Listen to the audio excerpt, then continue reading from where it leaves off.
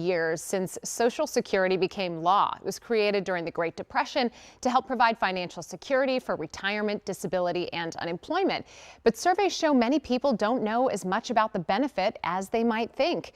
AARP research shows nearly 40% of older Americans do not have a My Social Security account.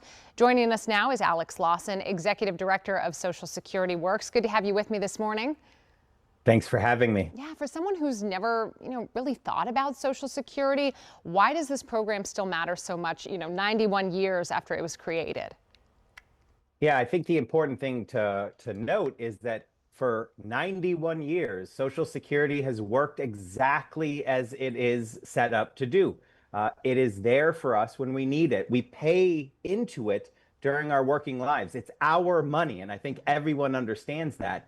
It's there for us when we retire and don't have wages, or if we face a life-changing illness or injury, become disabled and can no longer work, or for the surviving children in the death of a breadwinner. And this system is the difference between living with dignity or living not being able to stay in their homes. For so many people in this country, it is literally a matter of life and death for many more. So this system is for all of us, the Social Security system. We all pay in, and it's our money. Right. Listen, I hear you. You're saying it's critically important, but it can be frustrating, to say the least, when you're trying to navigate it. And we've heard a lot of concerns about customer service at the Social Security Administration. Can you speak to that? Yeah, so I said for 91 years it's worked exactly as it was set up.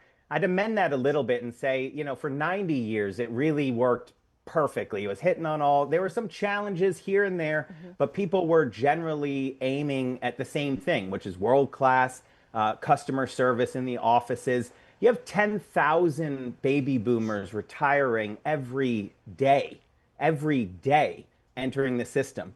And then you had DOGE. So President Trump and Elon Musk came in. They pushed out 7,000 to 10,000 workers, fired them or pushed them out, hollowing out the Social Security Administration and leaving ghost offices and closed offices across the country.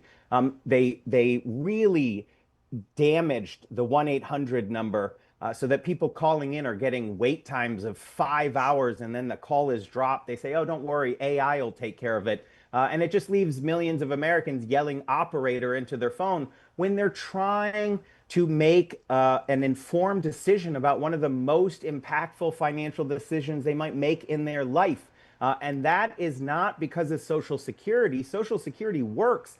That's because of decisions made by politicians in Washington, D.C. to make it harder to access the offices, the information that people need to make those informed choices.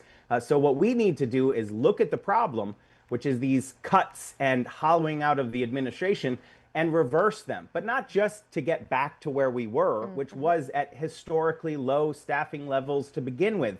We need to ensure that the system has enough people so that it can face the challenge of 10,000 baby boomers retiring every day. But remember, it's our money.